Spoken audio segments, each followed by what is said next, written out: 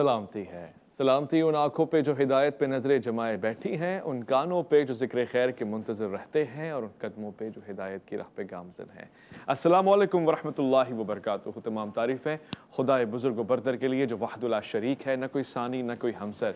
दुरूद लामहदूद महबूब रब्बुल वजूद राहतुल आशिकीन मुरादुल मुश्ताकीन हज़रत मोहम्मद मुस्तफ़ा आपकी आले पाक, आपके जानिसार अंसार और असहाब पर ज़नमन आप देख रहे हैं। अलिफ लाम मीम, मैं आपका मेज़बान मोहम्मद उवैस रब्बानी तहे दिल से आपको कहता हूँ खुश आमदीद। आज तारीख़ में एक ऐसी शख्सियत को याद कर रहे हैं कि जिनके आने से बहार आई, ना सिर्फ बहार बल्कि एक ऐसा खासा रिश्ता इस्लाम का जुड़ गया ताजगी के साथ कि जिस जगह पर लोग चोर चकारी और दीगर चीज़ों में मुलव्विस थे, वहाँ रूहानियत की फैज़ और फैज़ान बटने लगे। यहाँ तक कि औलियाउल्लाह खुद आपकी दरगाह पर हाज़री देने लगे और आपसे फैज़ देने लगे। नाकिसों के लिए रहनुमा नज़र आए आप कौन हैं? आप वो हैं जो उस खित्ते से तशरीफ़ लाए कि जहाँ पर इस्लाम अभी नमूदार हुआ था, पहुँचा था, मगर आपने वहाँ से लेकर तकसीम फरमाई बरसकीर पाक व हिंद में। खुद बड़े बड़े सूफिया औलिया आपसे फैज़ लेते हुए दिखाई देने लगे। आप दाता कहलाए क्योंकि आपने लोगों को अल्लाह रब्बुल इज़्ज़त के साथ मिलाया और खिलाया। दस्तरखान पर बिठाकर आपने ममलूक की खिदमत फरमाई और मालिक से मोहब्बत फरमाई। आप राज़िक के नुमाइंदे बन गए और मरज़ूक तक रिज़्क़ पहुँचाने लगे। आपने खालिक की बेहतरीन तौहीद बयान की और मखलूक के साथ ऐसे घुल मिल गए कि खालिक की निगाह को भाने लगे। लोग आपके पास आने लगे और आपसे फैज़ पाने लगे। औलिया सूफिया की खूबसूरत फहरिस्त में आपका नाम सितारों की तरह चमकने लगा। लाहौर को आपसे एक ऐसा ताज मिल गया कि आज भी लाहौर को दाता की नगरी कहते हैं। मैं बात कर रहा हूँ जनाब हज़रत दाता गंज बख्श अलैहि रहमा के हवाले से। आज मैं मज़ीद आपके हवाले से तफसीलात जानना चाहूँगा। इस प्रोग्राम में तशरीफ़ फरमाए मेरे मेहमान। मैं सबसे पहले तारुफ़ करवाना चाहता हूँ और उनसे सवाल भी पहले ही पूछूंगा। मैं जानना चाहता हूँ कि आज हज़रत की शख्सियत पे किस ज़ाविये से निगाह डाली जाए, आपके तसव्वुफ़ पे, आपकी विलायत पे, आपकी रूहानियत के ऊपर, आपकी तबलीग के ऊपर, या फिर आपके इबादत और ज़ुहद और तक़वा के ऊपर, आपके अखलाक के ऊपर, या फिर उस फैज़ान के ऊपर जो रिज़्क़ की सूरत में आपके दरबार से आज भी जारी और सारी है। मैं तारुफ़ करवाना चाहता हूँ। प्रोग्राम में तशरीफ़ फरमाएं। एक लतीफ़ हिकमत रखने वाले, फसाहत और बलागत रखने वाले, गुफ्तगू का एजाज़ रखने वाले और मुअतदिल राय रखने वाले, और सबसे बढ़ के ये कि दीन की खिदमत में ख़ुद को खादिम समझने वाले, बहैसियत ये कि आप एक इदारा भी सरपरस्ती की हैसियत से चला रहे हैं, मुदीर आला हैं, आपकी ज़ेर निगरानी बहुत सारे ऐसे प्रैक्टिकल एक्टिविटीज़ के साथ इदारे काम कर रहे हैं कि जो आज हमारे लिए एक मिसाल है। मुफ्ती नवीद अब्बासी, अस्सलाम वालेकुम वरहमतुल्लाह। वालेकुम अस्सलाम वरहमतुल्लाहि वबरकातुहू। मुस्तफ़, सवाल मैं आपसे सबसे पहले ये पूछना चाहता हूँ, मैं नाकिस लाइल्म ये जानना चाहता हूँ कि हुजूर दाता गंज बख्श कौन हैं? उनके हवाले से हमें बरहमत फरमाइए। नहमदुहु व नसल्ली अला रसूलिहिल करीम, अम्मा बाद, अऊज़ु बिल्लाहि मिनश शैतानिर रजीम, बिस्मिल्लाहिर रहमानिर रहीम। अला इन्ना औलिया अल्लाहि ला खौफुन अलैहिम वला हुम यहज़नून अल्लज़ीना आमनू व कानू यत्तक़ून लहुमुल बुशरा फ़िल हयातिद दुनिया व फ़िल आखिरा।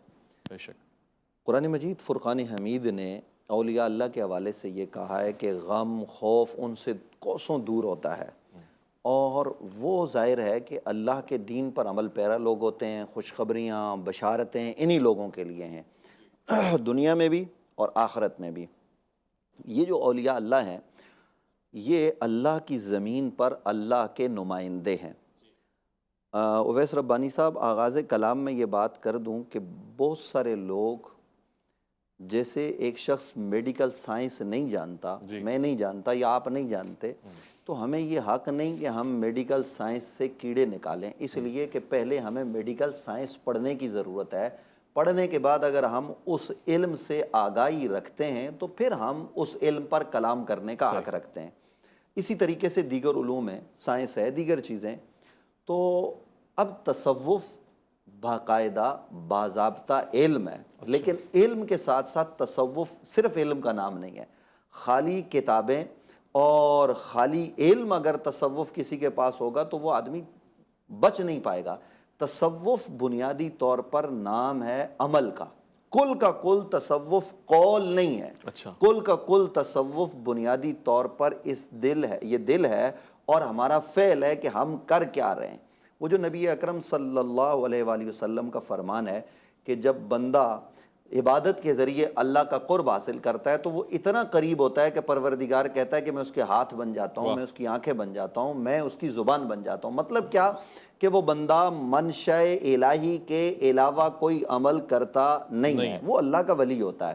تو جس ولی کی بابت آپ نے بات کی ہے، حضرت سیدنا داتا گنج بخش علی حجویری رضی اللہ تعالی عنہ، وہ جو خواجہ خواجگاں حضرت خواجہ غریب نواز نے کہا نا، گنج بخش فیض عالم مظہر نور خدا، ناقصاں راہ پیر کامل کاملاں راہ رہنما۔ تو یہ جو گنج بخش ہیں، یہ جو خزانہ لٹانے والے ہیں، خزانہ کیا ہے؟ عام طور پر لوگ یہ سمجھتے ہیں درہم و دینار، اولیاء اللہ درہم و دینار بھی دیتے ہیں۔ اور یہ بات ذہن میں رکھیے، جو اللہ کا ولی ہوتا ہے نا، اس کے اندر 3 چیزیں بڑی خاص پائی جاتی ہیں۔ اور پھر ولی ہو، سید ہو، تو پھر اس کے اندر یہ چیزیں بدرجہ عتم پائی جاتی ہیں۔ داتا گنج بخش علی حجویری یہ عام اللہ کے ولی نہیں ہیں، یہ میرے نبی کی اولاد سے اللہ کے ولی ہیں، یہ حسنین کی اولاد سے اللہ کے ولی ہیں۔ تو حضرت داتا گنج بخش علی حجویری رحمۃ اللہ تعالیٰ علیہ یا دیگر اولیاء اللہ، ان میں یہ چیز پائی جاتی ہے جمع تما منع، اس سے وہ بالکل کوسوں دور ہوتے ہیں۔ مطلب جمع سے مراد یہ ہے کہ اگر کوئی آدمی آتا ہے اور لا کر وہ ڈھیروں دیتا ہے تو آپ وہ ڈھیروں آنے کے بعد اس کو جمع نہیں کرتے، بانٹ دیں گے، تقسیم۔ اور منع سے مراد یہ ہے کہ کوئی بھی آیا لینے والا تو اس کو بانٹتے ہیں، اور طمع نہیں ہے، لالچ نہیں ہے۔ اگر کسی نے آ کے کچھ بھی نہیں دیا تب بھی وہ بھی، اور کروڑوں دینے والا وہ بھی، دونوں برابر ہیں۔ ان کے در پر شاہ و گدا برابر ہوتے ہیں۔ حضرت بابو جی رحمۃ اللہ تعالی علیہ گولڈہ شریف میں تشریف فرما ہے، اور وقت کا پریزیڈنٹ صدر ایوب بار بار پیغام بھیجتا ہے، اور یاد رہے کہ پورا خاندان گولڈے کا مرید ہے، صدر ایوب صاحب ان کے بھائی۔ تو ایک آدمی لا کر نذرانہ 1 روپیہ دیتا ہے، اور ایوب صاحب کے جو بھائی ہیں وہ 100 روپے نذرانہ پیش کرتے ہیں، اس وقت 60 میں۔ تو حضرت بابو جی رحمۃ اللہ تعالی علیہ وہ جو روپیہ دیتا ہے نا، اس کو زیادہ اہمیت دیتے ہیں، اور وہ جو پریزیڈنٹ کا بھائی ہے، وقت کے صدر کا بھائی ہے، اس پر وہ نظر نہیں ہوتی۔ یعنی اہل اللہ یہ بتانا چاہتے ہیں کہ ہماری نظر میں دنیا کی کوئی قدر و قیمت نہیں ہے۔ تو اولیاء اللہ کا یہ نظام ہے۔ حضرت داتا گنج بخش علی حجویری رحمۃ اللہ تعالی علیہ۔ اچھا، دوسری بات یہ ہے کہ اولیاء اللہ جتنے بھی ہوتے ہیں نا، یہ نبی علیہ السلام کے وہ جو حریص علیکم بالمؤمنین والا معاملہ ہے نا، تو یہ اس طریق پر عمل پیرا ہوتے ہیں۔ ان کے دل میں صرف مومنوں کی نہیں، نبی علیہ السلام تو مومنوں کے لیے حریص ہیں، بلکہ ان کے دل میں سب کے لیے حرص ہوتا ہے کہ یہ اسلام کو قبول کریں، یہ دامن اسلام میں آ جائیں، یہ اپنا تعلق اسلام سے جوڑ کر شب و روز اسلام کے ساتھ وابستہ کر لیں۔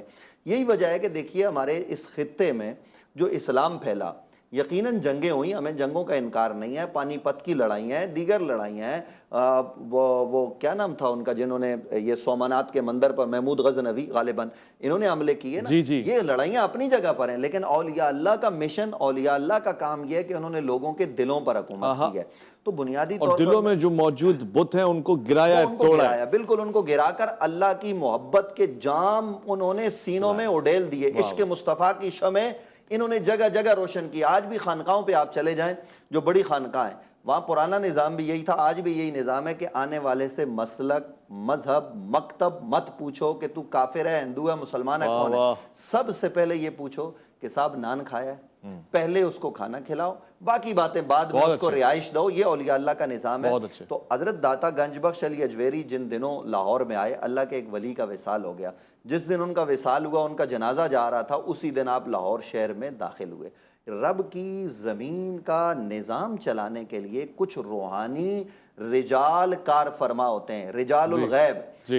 تو یہ جو رجال الغیب ہوتے ہیں نا، ان کے حوالے سے قاضی شوکانی غیر مقلد جیسا آدمی بھی یہ کہتا ہے کہ یہ اللہ کے خاص نمائندے ہوتے ہیں جو رجال غیب ہیں۔ تو رجال غیب یہ زمین پر اللہ کے نمائندے ہو کر کام کرتے ہیں۔ تو انہی میں سے ایک حضرت داتا گنج بخش علی حجویری ہیں کہ جب آپ آئے، آپ نے دیکھے راوی کے کنارے پڑھاؤ ڈالا، اور اس پڑھاؤ کی صورت میں آپ نے مسجد بنائی، اور مسجد بنانے کے بعد لوگوں نے اعتراض کیا۔ اچھا، یہ بات بھی میں عرض کر دوں کہ آج کل لوگ جو ہے نا، وہ کرامتوں کا یہ جو ہے وہ اس کا انکار کرتے ہیں۔ اللہ کا ولی ہر وقت کرامت نہیں دکھاتا، اس کو کرامت کی ضرورت نہیں ہوتی۔ وہ تو جب دشمنوں نے شور مچایا کہ بھائی کعبہ جو ہے نا وہ قبلہ اس مسجد کا ٹھیک نہیں ہے، تو آپ نے دوران نماز آپ نے اللہ کی بارگاہ میں یہ التجا کی تو وہ لوگوں کے سامنے سے پردے ہٹ گئے اور کعبہ نظر آنے لگ گیا۔ اللہ اکبر۔ آج تو دیکھیے نا، آج تو مسجدوں میں بھی ٹی وی لگے ہوئے ہیں اور سامنے اگر آپ اسکرین لگا دیں تو کعبہ نظر آ جائے گا۔ جی۔ یعنی آپ مادی طاقت کو مانتے ہیں، روحانی قوتوں کا آپ انکار کرتے ہیں، حالانکہ روحانی قوتیں اس زمین میں موجود ہیں اور وہ کار فرما ہیں، اور یہ وہ لوگ انکار کرتے ہیں جو تصوف کے بنیادی علوم سے ناواقف ہوتا ہے۔ میں اس پہ سوال پوچھنا چاہتا ہوں، ایک مختصر سے وقفہ لے رہا ہوں۔ یقیناً تصوف ایک ایسا علم ہے جس کے پاس سے بھی بہت سے لوگ نہیں گزرتے، مگر اگر ہم اس پہ غور کریں، فکر کریں، سمجھنے کی کوشش کریں، فزکس کے ساتھ کیمسٹری تک آنے کی ذرا سی تگ و دو کریں تو شاید ہمارے سامنے جواب آشکار ہو جائے۔ ایک مختصر سے وقفہ الف لام میم میں آپ کا انتظار ہے۔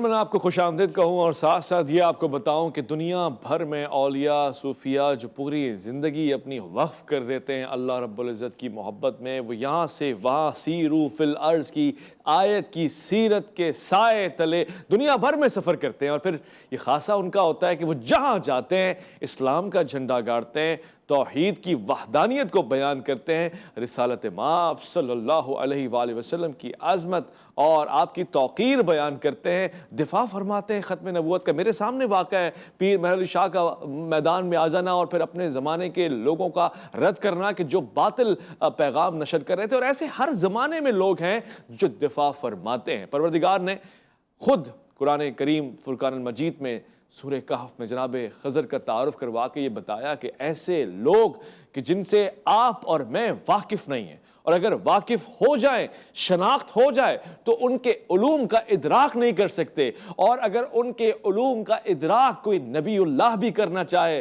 تو لن تستطیع معی صبرا، صبر، ضبط، سخن، معرفت، حزم، یہ ہر کسی کے بس کی بات نہیں ہے۔ لہٰذا ہم اس منزل پہ پہنچے کہ اولیاء اللہ کے ساتھ پروردگار نے خاص کرامتیں رکھی ہیں، ان کی روحانیت کو پاکیزگی اور طہارت کے شجروں سے گزارا ہے، اور ظاہر میں بھی ان کو ایسی رغبت دلائی ہے کہ وہ کسی بھی کام میں پروردگار کی توحید اور اس کے فیصلے کے منتظر ہوتے ہیں۔ یہ ہم نے دیکھا ہے، اس بات سے ہمیں انکار نہیں ہے۔ دنیا بھر میں، پاکستان میں، برصغیر پاک و ہند میں، یہاں تک کہ عرب میں، اور یہاں تک کہ ایسے ایسے علاقوں میں کہ جہاں آپ اور میں نہیں گئے، ہماری سوچ نہیں گئی ہے، اولیاء اللہ کا سفر رہا ہے، وہاں سے گزرے ہیں، اور جہاں جہاں سے گزرے ہیں وہاں اپنی مہک سے پورے گلشن کو روشن کر دیا ہے۔ آج بھی اگر وہاں اسلام کا کوئی نام لیوا ہے تو ان سے پوچھئے کہاں سے آیا، وہ بتائیں گے کہ کوئی خواجہ معین الدین چشتی نامی یہاں پر بزرگ آیا اور اس نے ہمارا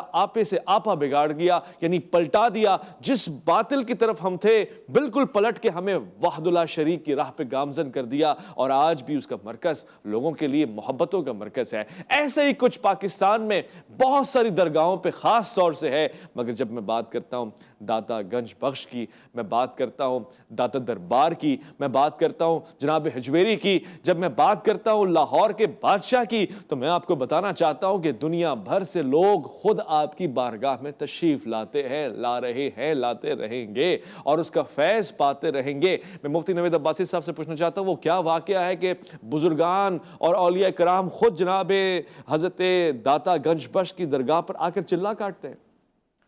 دیکھیے، حضرت داتا گنج بخش علی اجویری رحمۃ اللہ تعالیٰ علیہ حضرت سیدنا امام حسن مجتبی علیہ السلام کی اولاد سے ہیں، اور غالباً 8ویں پشت میں حضرت مولا علی کرم اللہ وجہ الکریم سے جا کر مل جاتے ہیں، یعنی بالکل قریب کا زمانہ ہے، کوئی بہت دور کا زمانہ نہیں آپ کا۔ 1000 سال سے زیادہ ہو گئے آپ لاہور میں تشریف فرما ہیں، یا 1000 سال قریب ہو گئے۔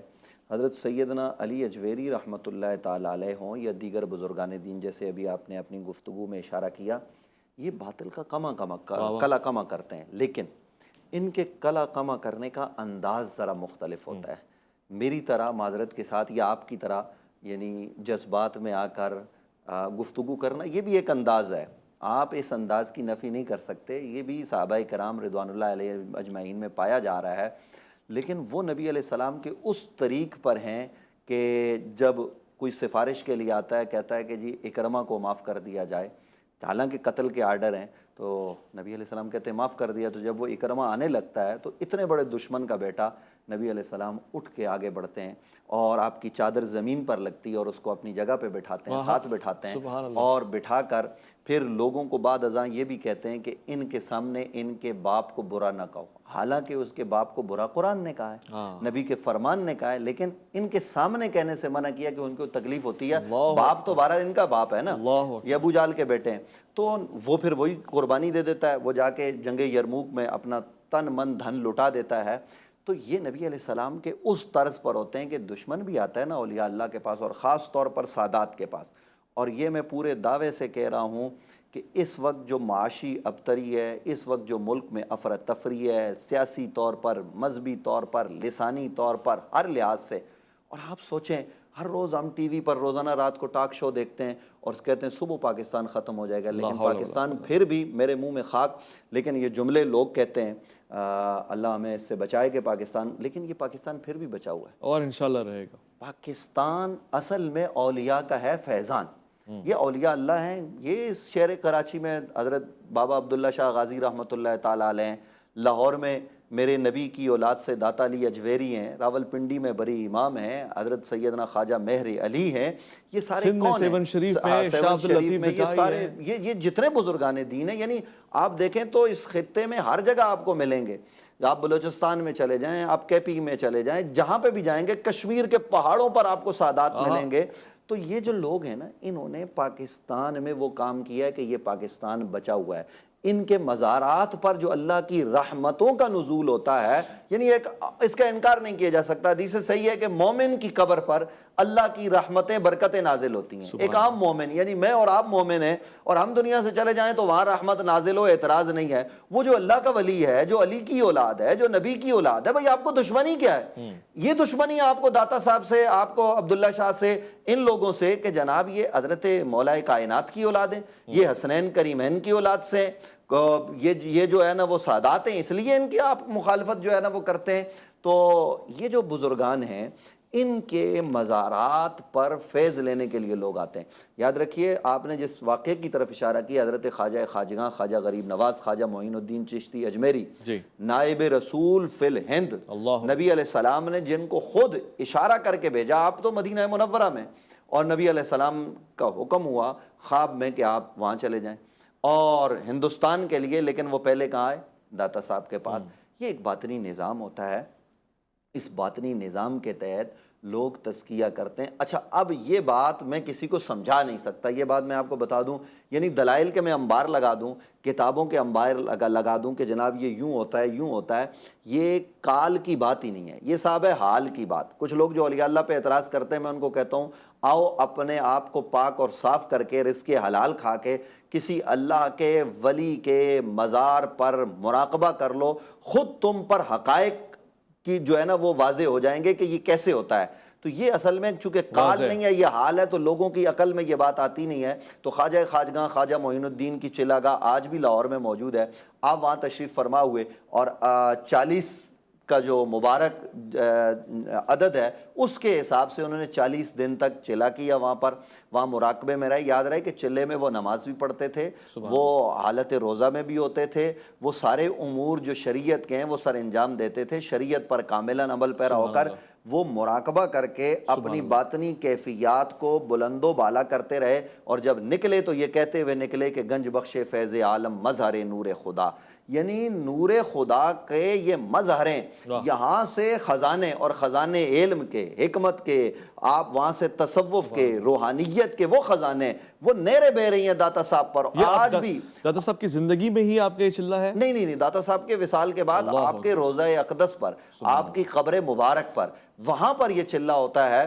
اور پھر اس کے بعد وہ یہ کہتے ہوئے نکلتے ہیں کہ گنج بخش فیض عالم مظہر نور خدا، ناقصاں راہ پیر کامل، یعنی جو ناقص ہیں نا ان کے لیے یہ پیر کامل ہیں، اور کاملاں راہ رہنما، اور جو کامل لوگ ہیں وہ بھی ان سے رہنمائی لیتے ہیں۔ یہ نشان منزل ہیں، ان تک جو آ گیا وہ بارگاہ رسالت تک پہنچ جائے گا۔ سبحان اللہ، تو سبحان ان اللہ۔ بزرگان دین کے حوالے سے یہ جو آپ نے پروگرام آج رکھا، داتا صاحب رحمۃ اللہ تعالیٰ علیہ کو خراج عقیدت پیش کرنے کے لیے میں آپ کو مبارکباد پیش جزاک کرتا اللہ ہوں، الخیر۔ اور آپ کے چینل کو بھی اولیاء اللہ کی برکتیں ضرور میسر آئیں گی۔ آمین یا رب العالمین۔ اولیاء اللہ اس فیضان اللہ کی زمین پر اللہ کے نمائندے ہیں، اور ان نمائندوں، اور یہ قرآن مجید فرقان حمید نے بات کی ہے۔ میں اس فیضان کا کسب کرنا چاہتا ہوں، آپ سے مزید سوال جواب کروں گا، ایک مختصر وقفہ لے رہا ہوں، لوٹ کر آؤں گا، اور بہت ہی پیارے انداز سے کسب فیضان ہو رہا ہے۔ الف لام میم میں آپ کا انتظار ہے۔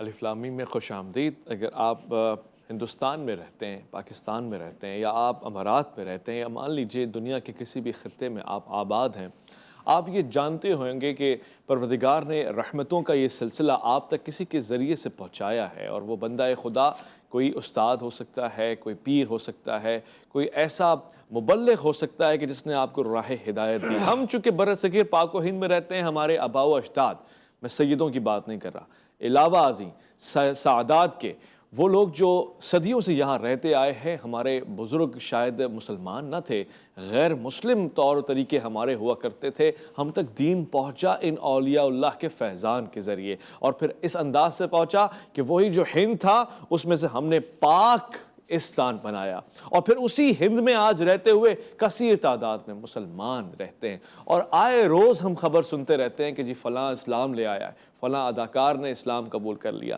فلاں گلوکار اب اسلام کے راستے پہ چل پڑا ہے، فلاں کوئی آرٹسٹ، فلاں کوئی سیاستدان، فلاں کوئی معروف انسان۔ یہ کیسے ممکن ہوا؟ آپ پوچھیں تو صحیح، اگر آپ مجھ سے پوچھیں گے جواب یہی ہوگا کہ ایسے اولیاء اللہ ہیں جنہوں نے نظامت کی ذمہ داری سنبھالی ہوئی ہے، روحانی طریقے سے ظاہر اور باطن دونوں میں اپنے اثرات نمایاں فرما رہے ہیں اور نمودار ہو رہے ہیں، وہ آج ہر اس شخص کے سامنے کہ جس کو راہ ہدایت کی طلب ہے۔ اب سوال کیا ہوگا؟ آج چونکہ اچھا اویس بھائی، اس میں ایک سوال آج مجھے اجازت دیں میں بھی آپ سے کر لوں۔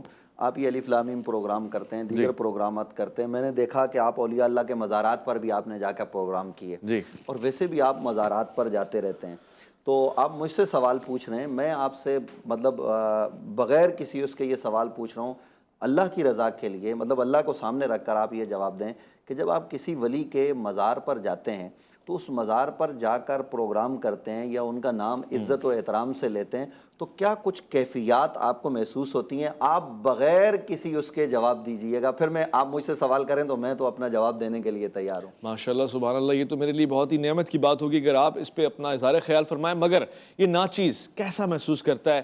یہ تو ہم یونیورسٹیز میں بھی جاتے ہیں اور بیان کرتے ہیں کہ اگر آپ رات کی تاریکی میں کسی صحرا سے گزریں، صحرا بے بست ہے، مردہ ہے، ظاہر ہے اس میں کوئی زندگی کے اثرات نظر نہیں آتے، مگر وہ آپ پہ اپنی کیفیت تو چھوڑتا ہے۔ ایسے کسی گلشن سے گزریں، چمن میں آپ کا قدم ہو اور اس کی پھولوں کی مہک اور اس کی آبادگی آپ کو خیابان کا تصور دلاتی ہے، اس میں آپ کے خوشگوار کیفیتیں اور مزاج آ جاتا ہے۔ ہم جب اولیاء اللہ کے مزارات پہ جاتے ہیں، ان خاص خانقاہوں اور درگاہوں سے ہمارا گزر ہوتا ہے، وہاں سے ہمیں روحانیت کی کیف اور خوشبو ہوتی ہے، اکتساب ہوتا ہے علم کا۔ خاص طور سے میں آپ کا شکر گزار ہوں، آپ نے یہ سوال پوچھا۔ ہم نے جب بھی اپنے روح کو نفس مطمئنہ کی طرف گامزن کیا ہے، ہمیں یہ بہترین یونیورسٹی نظر آئی ہے جو اولیاء اللہ کی قربت ہے۔ ان کے قدموں میں کھڑے ہو کر، ان کے پائے تانے کے پاس کھڑے ہو کر ہمیں لگتا ہے کہ پروردگار نے نعمتوں کی انتہا کرتی ہے۔ انہی کے شجروں کو پڑھ رہے ہوتے ہیں جب وہ بتا رہے ہوتے ہیں کہ علی، حضرت علی کی اولاد میں سے، جناب امام حسن، امام حسین کی اولاد میں سے، یہ نظر کی پاکیزگی ہو جاتی ہے۔ ان کے یہاں آس پاس آنے والے لوگ جو اپنے گناہوں کا اعتراف کر کے پروردگار سے قربت طلب کر رہے ہوتے ہیں، آج یہ انکساری نظر آ رہی ہوتی ہے۔ ہاں، اس میں کوئی شک نہیں ہے کہ ہمارے وہ لوگ جو خاص طور سے دادا دربار کے حوالے سے میں آپ سے سوال پوچھوں گا، ان لوگوں نے اپنی ایجاداری شروع کر دی ہے، ٹھیکاداری شروع کر دی ہے، ایسے رویے جو نہ اولیاء اللہ کی شان کے مطابق ہے، نہ ان کی زندگی اور سیرت میں کبھی ہم نے نمودار دیکھے۔ معاذ اللہ ابھی پچھلے برسوں کی بات ہے، انہی دنوں کی بات ہے کہ جناب حضرت داتا گنج بخش کے روضہ انور پر، مزار اقدس پر اور پیاری درگاہ کے اوپر جوتیاں لہرائی گئیں، گستاخیاں کی گئیں، اونچی آواز میں لوگوں کو تانے کسے گئے۔ یہ کیسا مزاج؟ یہ تو اولیاء اللہ کی کیفیت نہیں ہے۔ ایک تو جزاک اللہ کہ آپ نے جو، میں نے اس لیے پوچھا کہ ناظرین کو یہ پتہ چلے کہ آپ نے بالکل آزاد رائے دی ہے اولیاء اللہ کے حوالے سے، یعنی کسی مسلک کی نمائندگی کرتے ہوئے نہیں، آپ نے اپنی کیفیات بتائی ہیں ایک اینکر کی حیثیت سے، تو اس پر خراج تحسین کہ آپ کو بھی کیفیات ملی، تو کیفیات اسی طریقے سے سب کو محسوس ہوتی ہیں۔ اب کوئی آدمی اپنی آنکھیں دل سب بند کر کے جائے تو کیا ملے گا؟ باقی جو آپ نے کہا نا کہ یہ اولیاء اللہ کے مزارات پر جو چیزیں ہوتی ہیں، دیکھیے بہت سارے لوگ اعتراض کرتے ہیں جی وہاں کچھ لوگ سجدہ کرتے ہیں اور یہ شرک ہے۔ پہلی بات تو یہ ہے کہ نبی علیہ السلام نے فرمایا میری امت شرک نہیں کرے گی۔ دوسری بات یہ ہے کہ آپ فوراً حکم کیوں لگاتے ہیں؟ جس آدمی نے وہاں اگر کوئی ایسی حرکت کی سجدے والی، تو پہلے تو آپ اس سے پوچھیں کیا تو نے سجدہ کیا؟ کوئی سجدہ اعضائے جو 7 اعضاء ہیں وہ زمین پر لگیں، خاص کیفیت میں سبحان ربی الاعلیٰ پڑھا جائے تو یہ سجدہ عبادت ہے۔ تو پھر بھی ہم اس آدمی سے پوچھیں گے اگر وہ یہ بھی کرتا ہے تو وہ کہے گا کہ اگر میں نے تعظیماً کیا ہے تو یہ حرام ہے، یہ کفر اور شرک نہیں ہے۔ اور اگر وہ یہ کہے گا کہ عبادت کی نیت سے کیا ہے تو تب ہم کہیں گے کہ صاحب تم دائرہ اسلام سے خارج ہو گئے، مشرک ہو گئے ہو، تب تجدید ایمان کرو۔ تو ایک تو یہ نہیں ہونا چاہیے اولیاء اللہ کے مزارات پر ان سے تمسک، ان کی قبر کو ہاتھ لگانا، یہ سب بالکل جائز ہے۔ قبروں پر بہت زیادہ چادریں نہ چڑھائی جائیں، کاروبار نہ بنایا جائے، یہ بھی غلط ہے۔ ایک چادر جو ہے نا وہ، اور پھولوں کا کاروبار، یہ نہیں ہونا چاہیے۔ اولیاء اللہ کے مزارات پر لوگوں کو کھانا ملتا ہے، آج بھی ملتا ہے، سبحان اللہ۔ لیکن جو آپ نے سوال کیا نا جناب، یہ اولیاء اللہ کی تعلیمات سے دوری کا نتیجہ ہے، بالکل برعکس ہے اس کے، بالکل برعکس ہے۔ ہم اگر اہل بیت اطہار کو دیکھیں تو وہ ان کے پاس اگر کوئی قاتل بھی آیا تو انہوں نے منہ نہیں چڑھایا، انہوں نے چہرہ نہیں گھمایا، انہوں نے کہا آئے ہو تو ہمارے پاس جو ہے وہ لے کے جاؤ، انہوں نے کبھی اپنا در بند نہیں کیا۔ تو یہ جو لوگ اولیاء اللہ کا نام لے کر کہتے ہیں ہم داتا گنج بخش کے نوکر، ہم عبداللہ شاہ کے نوکر، اور ہلڑ بازی کرتے ہیں، نعرے بازی کرتے ہیں، جناب آپ کے گھر میں، آپ کے سین میں جہاں آپ کی والدہ، آپ کے گھر کی خواتین ہو، وہاں آپ نعرہ لگانے دیں گے؟ آپ کہیں گے کہ جناب اس گھر کا احترام ہے، یہاں بزرگ آرام فرما ہے، میرے والد صاحب ہیں، تو آپ نہیں، تو آپ اللہ کے ولی جہاں آرام فرما ہے اس جگہ کی بے حرمتی کر رہے ہیں، بات ہی ختم کر دی آپ نے، وہاں جو ہے نا وہ ہلڑ بازی کر رہے ہیں، جوتے لہرا رہے ہیں۔ آپ اپنے دیکھیے اولیاء اللہ کے مزارات پر کافر بھی آتے ہیں، اور ہندوستان میں آپ ذرا دیکھیے حضرت خواجہ کے مزار پر مسلمان جس تعداد میں جاتے ہیں اسی تعداد میں یا کہیں اس سے زیادہ ہندو جاتے ہیں فیض لینے کے لیے، شاید ان کو ملتا ہو، وہ عقیدت و احترام لے کے جاتے ہیں۔ داتا صاحب پر بھی ہندو جاتے ہیں، تو کیا ہم ہندوؤں کو منع کر دیں؟ تو آپ مسلمانوں کے لیے یہ رویہ شکریہ رکھتے ہیں۔ کہنا چاہتا ہوں مفتی نوید عباسی کو۔ میں خواتین و حضرات آپ سے خاص طور سے گزارش کرنا چاہتا ہوں، آج جناب حضرت داتا گنج بخش کے عرس کے حوالے سے ان کی شخصیت پہ روشنی ڈالنے کے لیے، فیض کو فیضان تک منتقل کرنے کے لیے پروگرام رکھا گیا ہے۔ غلطی کوتاہی ہو جائے تو معاف کیجیے گا، مگر وہاں دیکھ کر اور سن کر اور محسوس کر کے میں اس نتیجے پہ پہنچا ہوں کہ کچھ تو ہے، اللہ تعالیٰ نے جو تدبیر بنائی ہے نا کہ اللہ کے رسول کے روضے کی ذمہ داری آپ کو نہیں دی ہے، ورنہ آپ وہاں بھی یہ کام کر سکتے تھے۔ اسی لیے یہ پریکٹس میچ آپ کو دیا گیا ہے کہ ان اولیاء اللہ کی درگاہوں پہ وہ تمیز، وہ تمدن، وہ اخلاق، وہ ادب، وہ تعلیمات جن کو سنتے پڑھتے آئے ہو آشکار کرو، ورنہ خدا کی قسم یہ جو زیارات کا سلسلہ ہے نا، اور دیکھیے گا جو لوگ کرتے ہیں یہ کام وہ وہاں جا بھی نہیں سکتے، وہاں جائیں تو ان پہ پابندی لگ جاتی ہے، ان کی حاضریاں نہیں ہو سکتی ہیں، ذمہ داریاں تو بہت ہی مشکل کام ہے، اختیارات تو ان کو ادھر بھی نہیں ملنے ادھر بھی نہیں ملنے۔ اپنا خیال رکھیں گے، آپ اپنے سے بڑھ کے خیال رکھیں گے ملک پاکستان کا، اللہ کے احکامات کا، اللہ کے فرمان کا۔ ویس ربانی کو دیجیے گا اجازت۔